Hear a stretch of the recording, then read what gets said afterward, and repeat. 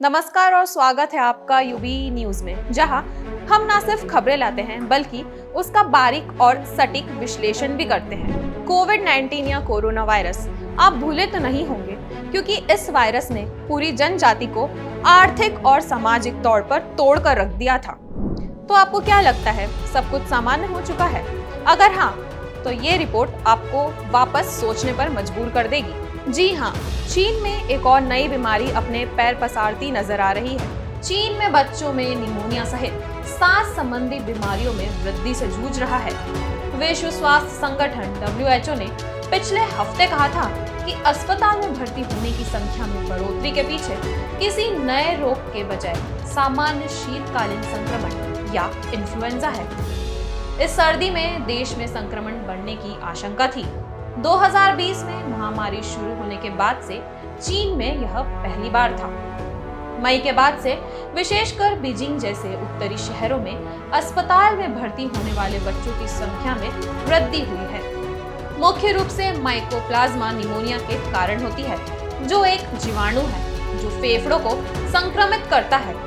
यह walking pneumonia का एक सामान्य कारण है। यह बीमारी का एक रूप है जो आमतौर पर अपेक्षाकृत हल्का होता है और इसमें बिस्तर पर आराम या अस्पताल में भर्ती होने की आवश्यकता नहीं होती है। लेकिन इस साल यह बच्चों को बुरी तरह प्रभावित कर रहा है। अब सवाल ये उठता है कि अगर ये कोई नया वायरस नहीं है, तो इस प्रकार की उत्तरी चाइना में सांस संबंधी बीमारियों में वृद्धि क्यों हुई है? चाइना के राष्ट्रीय स्वास्थ्य आयोग के प्रवक्ता द्वारा यह बताया गया कि फ्लू और अन्य ज्ञात रोगजनकों की वजह से देश में सांस से संबंधी बीमारियां तेजी से बढ़ रही है। उन्होंने यह स्पष्ट किया कि इसके पीछे सामान्य वायरस जैसे इन्फ्लुएंजा वायरस H9N2, एंडोनोवायरस, राइनोवायरस जैसे आम बैक्टीरिया हैं। इस बढ़ते वायरस के चलते चाइना के अस्पतालों में अक्टूबर महीने से ही बैक्टीरिया इन्फेक्शन, इन्फ्लुएंजा और सामान्य सर्दी जुकाम की बीमारियों के कारण अस्पतालों में भी बच्चों की भर्ती में बढ़ोतरी देखी गई है। तो चलिए अब बात करते हैं भारत की संक्रमण को लेकर यहाँ क्या सावधानियां बरती जा रही हैं। भारत में केंद्रीय स्वास्थ्य मंत्रालय ने सभी राज्यों और केंद्र शासित प्रदेशों को कोविड-19 के संदर्भ में निगरानी रणनीति के लिए संशोधित गाइडलाइंस लागू करने के लिए कहा है, जिसके तहत इन्फ्लुएंजा बीमारी को लेकर निगरानी बढ़ा दी गई है। भारत ने प्रारंभिक रूप से 6 राज्यों में अपने हेल्थ इंफ्रास्ट्रक्चर को अलर्ट मोड पर रखा है, जिसमें शामिल है 6 राज्य: राजस्थान, गुजरात, तमिलनाडु, कर्नाटक, हरियाणा और उत्तराखंड।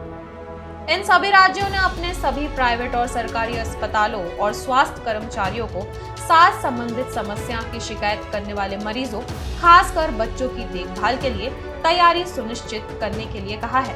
तो अब उम्मीद करते हैं भारत भी इस अनचाही बीमारी के प्रकोप से जल्दी बाहर निकल सके। आज के लिए इतना ही। आप भी अपना ख्याल जरूर रखें। इसी के साथ यूबी न्यूज भी आपके लिए लाता रहेगा देश विदेश से जुड़ी खबरें। अगर आपको हमारा वीडियो पसंद आया हो तो इसे लाइक और शेयर करें। साथ ही चैनल को सब्सक्राइब करें और बेल आइकन दबाना ना भूलें। धन्यवाद।